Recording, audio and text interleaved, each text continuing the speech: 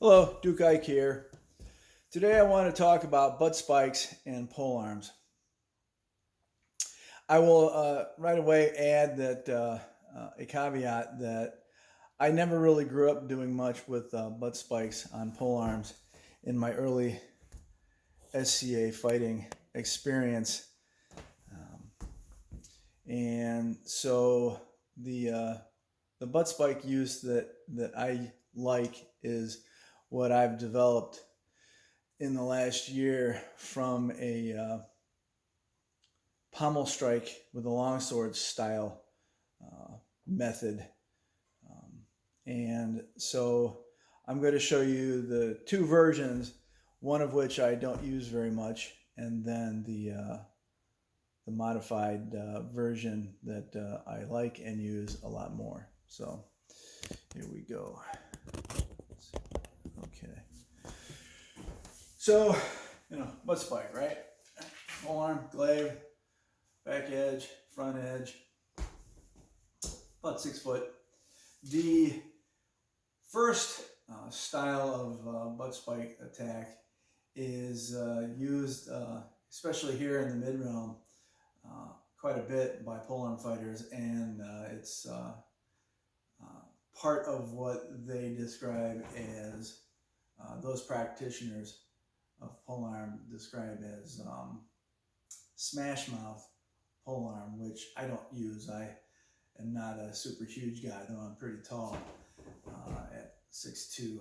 But the smash mouth very quickly is using a lot of pushes on shields to strike, or hard strikes and pushes and controls on my opponent's weapon and bottom part of the shield, things like that. A lot of times there's got to be a smash into a shield and then come in and then use that butt spike, right? This version of butt spike, whether it's with a little bit of range, but usually not. Usually they're holding it, it's being held very much at length, at range. And it's got to be in here, and then drive that butt spike, into right there, into that face. That's the motion, or up in here, right around the shield over there. And it's effective. I see guys use that very effectively, for sure, but it's not as elegant of a style that I prefer. And frankly, I'm not a 250 pound, muscle bound warrior who can do that style of, muscular fighting. But that's the first style. It's just in here, and then you're either just doing that kind of motion, or you're even closer to your opponent and doing the same type of motion, right? In here, bang, right? Here, there, okay? The one that I developed that I like quite a bit, actually, is I'm going to be in here, and I'm going to slide. This hand is going to slide on the haft, and the butt spike comes into play and kind of pool cues, if you will, right into that target. Generally the face, because I want to be up and just right there. See how that just popped right in there? Nice and easy, nice and high if I want, right?